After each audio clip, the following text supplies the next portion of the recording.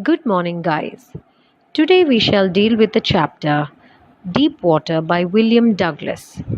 This excerpt is his autobiographical section taken from Of Men and Mountains.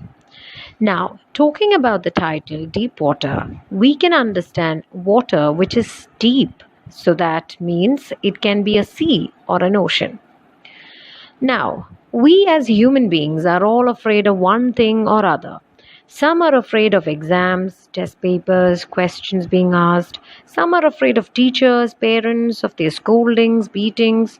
Some are even afraid of thunder, lightning, of the dark, of water, etc. So there are several things in the world that people are afraid of. These fear might have been created due to their personal experiences. Here, Douglas has used this title, Deep Water, to show his fear towards water. He might have some experience associated with it. In this excerpt, he talks about his fear of water and thereafter how he finally overcame it. So let's explore the lesson. It happened when I was 10 or 11 years old. I had decided to learn to swim. There was a pool at the YMCA in Yakima that offered exactly the opportunity. The Yakima River was treacherous. Mother continually warned against it and kept fresh in my mind the details of each drowning in the river. But the YMCA pool was safe. It was only 2 or 3 feet deep at the shallow end, and while it was 9 feet deep at the other, the drop was gradual. I got a pair of water wings and went to the pool. I hated to walk naked into it and show my skinny legs, but I subdued my pride and did it. So, here, when Douglas was 10 or 11 years old, he had decided to learn to swim at the YMCA pool. YMCA means Young Men's Christian Association. His mother used to warn him continuously about the drowning incidents and how the river Yakima was unsafe. So, this advice created a fear in his mind. But the YMCA pool was safe. Thus, he got a pair of water wings and went to the pool. He was ashamed to walk in the pool with his naked legs, but he suppressed his pride and decided to learn.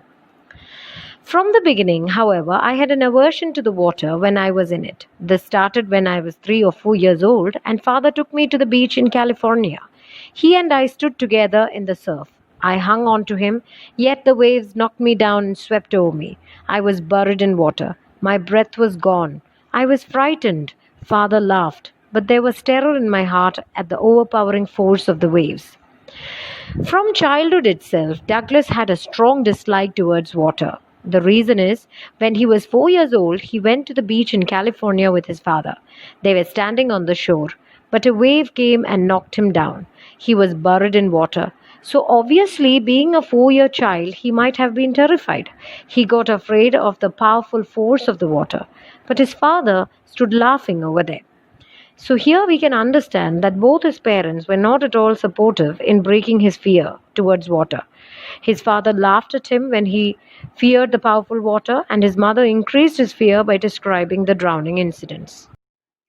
Moving on, my introduction to the YMCA swimming pool revived unpleasant memories and stirred childish fears. But in a little while, I gathered confidence. I paddled with my new water wings, watching the other boys and trying to learn by aping them. I did this 2 or 3 times on different days and was just beginning to feel at ease in the water when the misadventure happened. I went to the pool when no one else was there. The place was quiet, the water was still, and the tiled bottom was as white and clean as a bathtub. I was timid about going in alone, so I sat on the side of the pool to wait for others. I had not been there long when in came a big bruiser of a boy, probably 18 years old. He had thick hair on his chest. He was a beautiful physical specimen with legs and arms that showed rippling muscles. He yelled, "Hi, Skinny, how would you like to be dugged?" With that, he picked me up and tossed me into the deep end. I landed in a sitting position, swallowed water, and went at once at the bottom. I was frightened, but not yet frightened out of my wits. On the way down, I planned, when my feet hit the bottom, I would make a big jump, come to the surface, lie flat on it, and paddle to the edge of the pool. So here, when Douglas went to the pool, his fear slowly crept in. But soon he gathered confidence and started moving in the water, copying the other boys trying to learn. For 2 or 3 days he continued this, and he was gathering confidence in the water when something bad happened. One day he went to the pool, but no one was there. It was quiet. The water was still, that he could see the white tiled bottom of the pool. He was afraid to get into the water alone, so he waited for the others to come. Suddenly, a large, strong, tough boy, somewhat 18 years old, came there. He looked like a model as he had rippling muscles. On seeing Douglas, the boy called him Skinny and asked him whether he would like to be thrown into the water. By saying that, he picked Douglas and threw him into the water. Douglas started drinking water as he didn't have the water wings. He got frightened, but as he was slowly going down, he made a plan that as soon as his feet touched the bottom, he would make a big jump and come to the surface. And as he reached the surface, he would swim to the side of the pool. Then it seemed a long way down. Those 9 feet were more like 90, and before I touched bottom, my lungs were ready to burst. But when my feet hit bottom, I summoned all my strength and made what I thought was a great spring upwards. I imagined I would bob to the surface like a cock. Instead, I came up slowly. I opened my eyes and saw nothing but water. Water that had a dirty yellow tinge to it. I grew panicky. I reached up as if to grab a rope, and my hands clutched only at water. I was suffocating. I tried to yell, but no sound came out. Then my eyes and nose came out of the water, but not my mouth. I flailed at the surface of the water, swallowed and choked. I tried to bring my legs up, but they hung as dead weights, paralyzed and rigid. A great force was pulling me under. I screamed, but only the water heard me. I had started on the long journey back to the bottom of the pool. I struck at the water as I went down, expending my strength as one in a nightmare fights an irresistible force. I had lost all my breath. My lungs ached, my head throbbed. I was getting dizzy, but I remembered the strategy. I would spring from the bottom of the pool and come like a cock to the surface. I would lie flat on the water, strike out with my arms, and thrash with my legs. Then I would get to the edge of the pool and be safe. I went down, down endlessly. I opened my eyes, nothing but water with a yellow glow, dark water that one could not see through. And then sheer stark terror seized me. Terror that knows no understanding, terror that knows no control, terror that no one can understand who has not experienced it. I was shrieking underwater. I was paralyzed underwater, stiff, rigid with fear. Even the screams in my throat were frozen. Only my heart and the pounding in my head said that I was still alive. And then, in the midst of the terror, came a touch of reason. I must remember to jump when I hit the bottom. At last, I felt the tiles under me. My toes reached out as if to grab them. I jumped with everything I had. But the jump made no difference. The water was still around me. I looked for ropes, ladders, water wings, nothing but water. A mass of yellow water held me. Stark terror took an even deeper hold on me like a great charge of electricity. I shook and trembled with fright. My arms wouldn't move. My legs wouldn't move. I tried to call for help, to call for mother. Nothing happened. So here, Douglas at first thought he would easily reach the bottom, but later he felt that he was not able to reach because the 9 feet felt like 90 feet to him, and he thought his lungs would explode.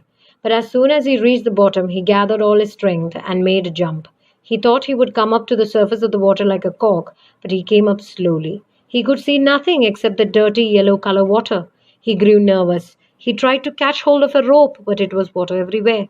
He was suffocating. He tried to shout, but no sound came out because his mouth was still under water. Only his nose and eyes came out. He tried to swing at the surface of the water, but it only choked him.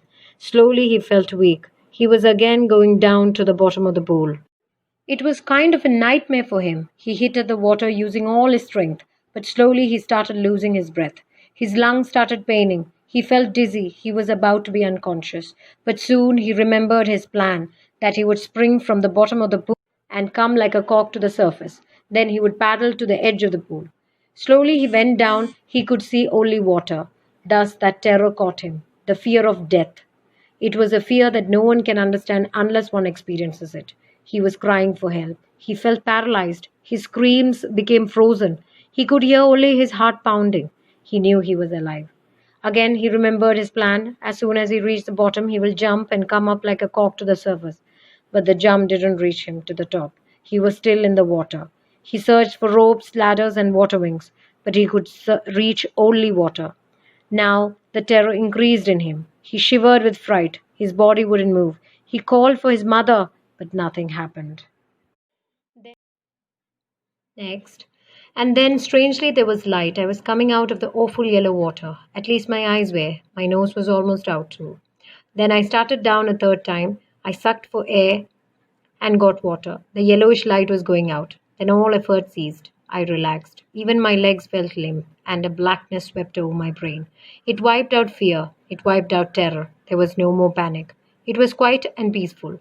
Nothing to be afraid of. This is nice. To be drowsy. To go to sleep. No need to jump. Too tired to jump. It's nice to be carried gently, to float along in space. Tender arms around me, tender arms like mothers. Now I must go to sleep. I crossed to oblivion, and the curtain of life fell. The next I remember, I was lying on my stomach beside the pool vomiting. The chap that threw me in was saying, "But I was only fooling." Someone said, "The kid nearly died. Be all right now. Let's carry him to the locker room." Several hours later, I walked home. I was weak and trembling. I shook and cried when I lay on my bed. I couldn't eat that night. For days, a haunting fear was in my heart. The slightest exertion upset me, making me wobbly in the knees and sick to my stomach. I never went back to the pool. I feared water. I avoided it whenever I could.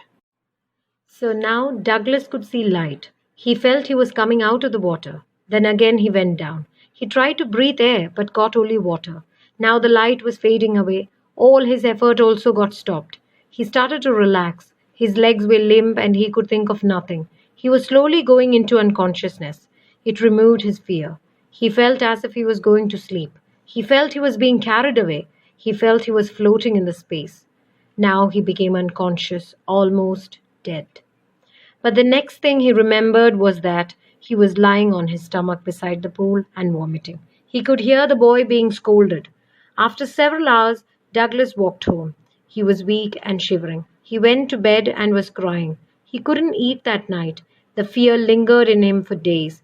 The slightest exertion would upset him. He never went to the pool again. He became afraid of water. A few years later, when I came to know the waters of the Cascades, I wanted to get into them. And whenever I did, whether I was wading the Titan or bumping river or bathing in warm lake of the Goat Rocks, the terror that had seized me in the pool would come back. It would take possession of me completely. My legs would become paralyzed. Icy horror would grab my heart. This handicap stayed with me as the years rolled by.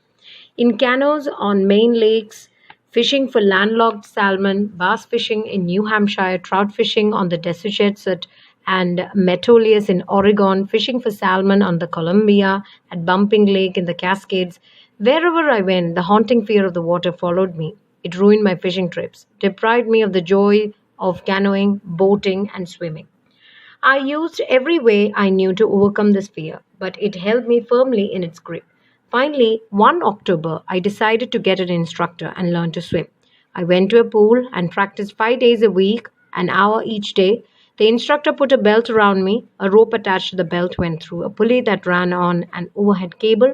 He held on to the end of the rope, and we went back and forth across the pool, hour and hour, day after day, week after week. On each trip across the pool, a bit of the panic seized me. Each time the instructor relaxed his hold on the rope and I went under, some of the old terror returned and my legs froze. It was 3 months before the tension began to slack. Then he taught me to put my face underwater and exhale, and to raise my nose and inhale. I repeated the exercise hundreds of times. Bit by bit, I shed part of the panic that seized me when my head went under the water. Next, he held me at the side of the pool and had me kick with my legs. For weeks, I did just that. At first, my legs refused to work, but they gradually relaxed and finally I could command them. Thus, piece by piece, he built a swimmer, and when he had perfected each piece, he put them together into an integrated whole. In April, he said, "Now you can swim. Dive off and swim the length of the pool. Crawl stroke." I did. The instructor was finished. But I was not finished. I still wondered if I would be terror-stricken when I was alone in the pool. I tried it. I swam the length up and down. Tiny vestiges of the old terror would return. But now I could frown and say to that terror, trying to scare me, "Well, here's to you, look." And off I would go for another length of the pool. So, after a few years, when he heard of the waters of the Cascades, he wanted to get into them. And whenever he tried, the old fear crept in. He would feel paralyzed. The fear of water stayed with him for years. He couldn't go for fishing, bass fishing, trout fishing, canoeing, boating, or swimming. The fear always took hold of him. He tried every way to get rid of it, but the fear strongly grabbed him.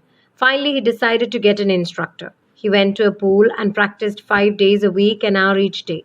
The instructor put a belt around him and a rope was attached to the belt. It was like a pulley. Slowly, he started to learn. The fear also slowly left him. Each time he went under the water, the fear would come back, but after 3 months, the fear slowly left from him. Next, the instructor held him at the side of the pool and made him kick with his legs. For weeks he did it. At first it felt difficult, but gradually he was able to command his legs.